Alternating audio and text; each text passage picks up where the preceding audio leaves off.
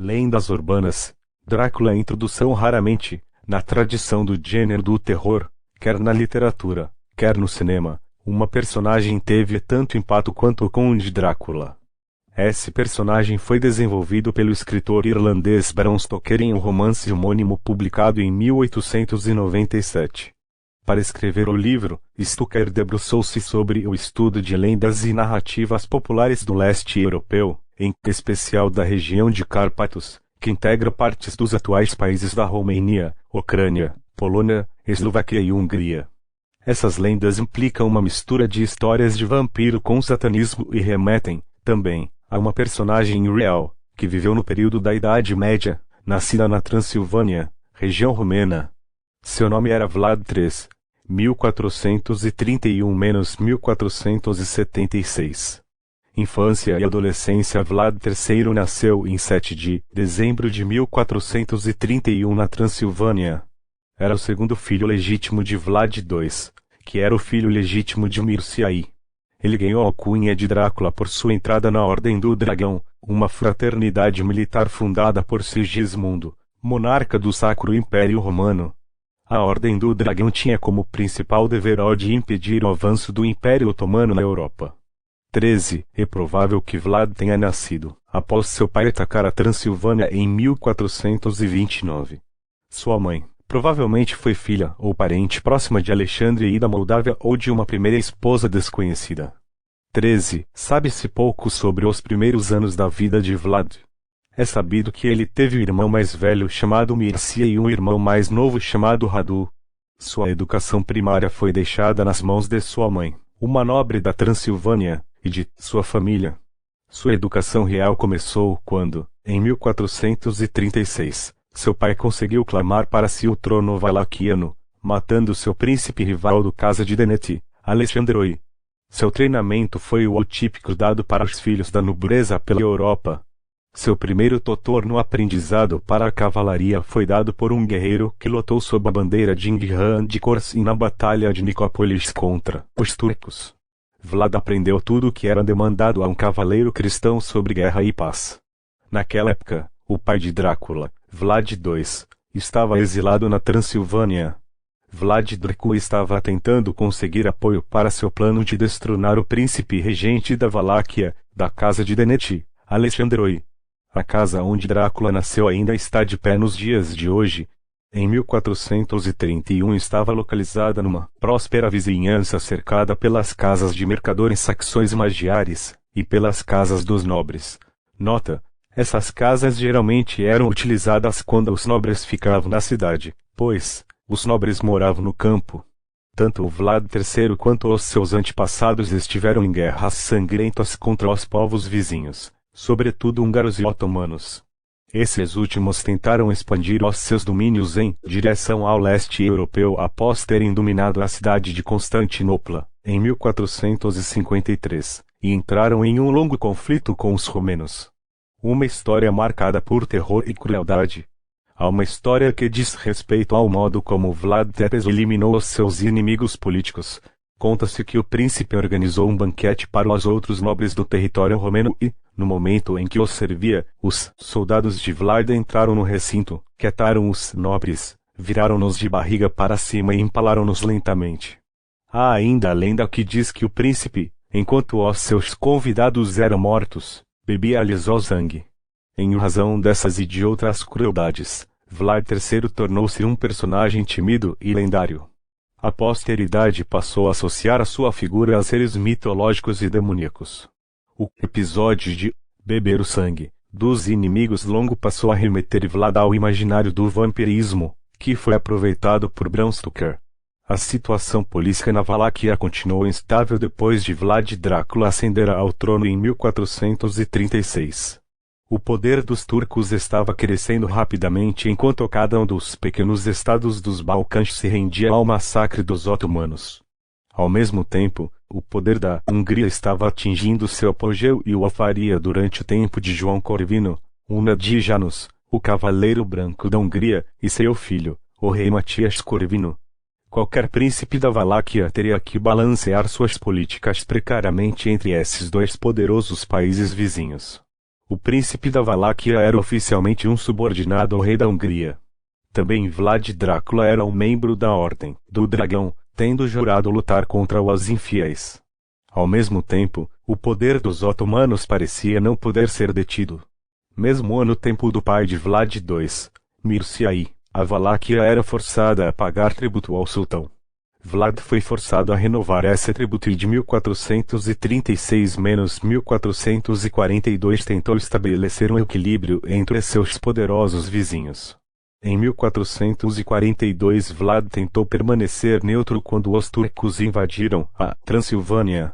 Os turcos foram vencidos e os vingativos húngaros, sob o comando de João Corvino, forçaram Drácula e sua família a fugir da Valáquia.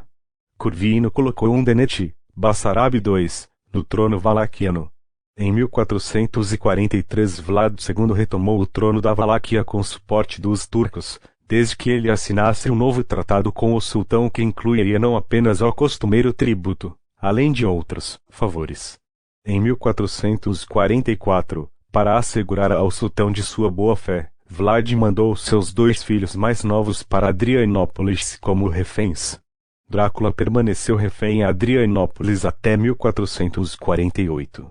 Vlad retorna ao trono, 1456-1462. Em 1456 Corvino invadiu a Sérvia turca enquanto Drácula simultaneamente invadiu a Valáquia. Na Batalha de Belgrado, Corvino foi morto e seu exército vencido. Enquanto isso, Drácula conseguiu sucesso em matar Vladislav II e tomando o trono da Valáquia, mas a derrota de Corvino tornou a sua proteção por parte deste questionável. Por um tempo ao menos Drácula foi forçado a apoiar os turcos enquanto solidificava sua posição. O reinado principal de Drácula se estendeu de 1456 a 1462. Sua capital era a cidade de Tirgoviste enquanto seu castelo foi erguido a uma certa distância nas montanhas perto do rio Arges. A maior parte das atrocidades associadas ao nome de Drácula tomaram lugar durante esses anos. Foi também durante esse tempo que ele lançou seu próprio ataque contra os turcos. Seu ataque foi relativamente bem sucedido inicialmente. Suas habilidades como guerreiro e sua bem conhecida crueldade fizeram dele o inimigo temido. Entretanto, ele recebeu pouco apoio do seu senhor feudal, Mateus Corvinus, rei da Hungria, filho de João Corvino, e os recursos valaquianos eram muito limitados para alcançar algum sucesso contra o conquistador da Constantinopla. Vlad aprisionado, 1462-1474. Os turcos finalmente foram bem-sucedidos em forçar Vlad a fugir para a Transilvânia em 1462. Foi reportado que a primeira esposa de Vlad cometeu suicídio pulando das torres do castelo de Vlad para as águas do rio Arges ao invés de se render aos turcos. Drácula fugiu pelas montanhas em direção à Transilvânia e apelou para Matias Corvino, rei da Hungria, por ajuda. Ao invés disso, o rei prendeu-o e aprisionou-o numa torre por 12 anos. Aparentemente o seu aprisionamento não foi nem um pouco oneroso. Ele foi capaz de gradualmente ganhar as graças da monarquia húngara, tanto que ele conseguiu casar-se e tornar-se um membro da família real. Algumas fontes clamam que a segunda esposa de Vlad era na verdade a irmã de Matias Corvino. A política a favor dos turcos do irmão de Vlad, Radobelo, que foi o príncipe da Valáquia durante a maior parte do tempo em que Vlad esteve prisioneiro, provavelmente foi um fator importante na reabilitação de Vlad. É interessante notar que a narrativa russa dessas histórias, normalmente favoráveis a Vlad, indicavam que mesmo durante a sua prisão Vlad não desistiu de seu passatempo preferido. Ele costumava capturar pássaros e ratos que ele torturava e mutilava. Alguns eram decapitados, esfolados e soltos, e muitos eram empalados em pequenas lanças. Vlad volta ao trono valaquiano, pela última vez, 1476. O tempo exato do momento de captura de Drácula é aberto para debates. Os panfletos russos indicam que ele foi prisioneiro de 1462 até 1474. Entretanto, durante esse tempo Drácula se casou com um membro da família real húngara e teve 2 filhos que já tinham por volta de 10 anos, quando ele reconquistou a Valáquia em 1476. McNally e Florescu colocaram que o período de confinação de Drácula foi de 1462 a 1466. E pouco provável que um prisioneiro poderia se casar com um membro da família real. Correspondência diplomática durante o período em questão também parece apoiar a teoria de que o período real do confinamento de Drácula foi relativamente pequeno. Aparentemente, entre os anos de sua possível libertação em 1474, quando ele começou as preparações para a reconquista da Valáquia, Drácula viveu com sua nova esposa na capital húngara. Uma anedota daquele período conta que um capitão húngaro seguia um ladrão dentro da casa de Drácula. Quando Drácula descobriu os intrusos, ele matou o capitão ao invés do ladrão. Quando Drácula foi questionado sobre suas atitudes pelo rei, ele respondeu que um cavalheiro não se apresenta a um grande governante sem as corretas introduções. Se o capitão tivesse seguido a etiqueta, não teria sofrido a ira do príncipe. Em 1476, Drácula mais uma vez já estava pronto para atacar. Drácula e o príncipe Stefan Batory invadiram a Valáquia com uma força mista de transilvanianos, alguns burgueses valaquianos insatisfeitos e um contingente de moldávios enviados pelo primo de Drácula, príncipe Stefan, o Grande da Moldávia. O irmão de Drácula, Radu, o Belo, havia morrido alguns anos antes e substituído por um candidato ao trono apoiado pelos turcos, Bassarab, o Velho, membro do clã Deneti. Enquanto o exército de Drácula se aproximava, Bassarab e sua corte fugiram, alguns buscando proteção dos turcos, outros para os abrigos das montanhas.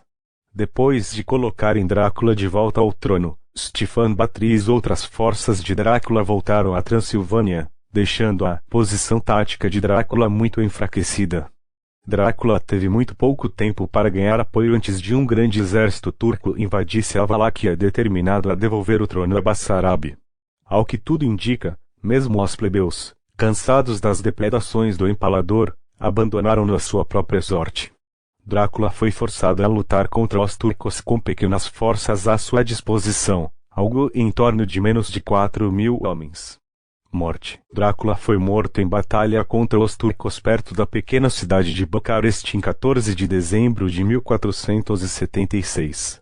Algumas fontes indicam que ele foi assassinado por burgueses valáquios desleais quando ele estava prestes a varrer os turcos do campo de batalha. Outras fontes dizem que Drácula caiu vencido rodeado pelos corpos dos leais guarda-costas. As tropas cedidas pelo príncipe Stefan da Moldávia permaneceram com Drácula mesmo após Stefan Batory ter voltado à Transilvânia. Outra versão é a de que Drácula foi morto acidentalmente por um de seus próprios homens no momento da vitória.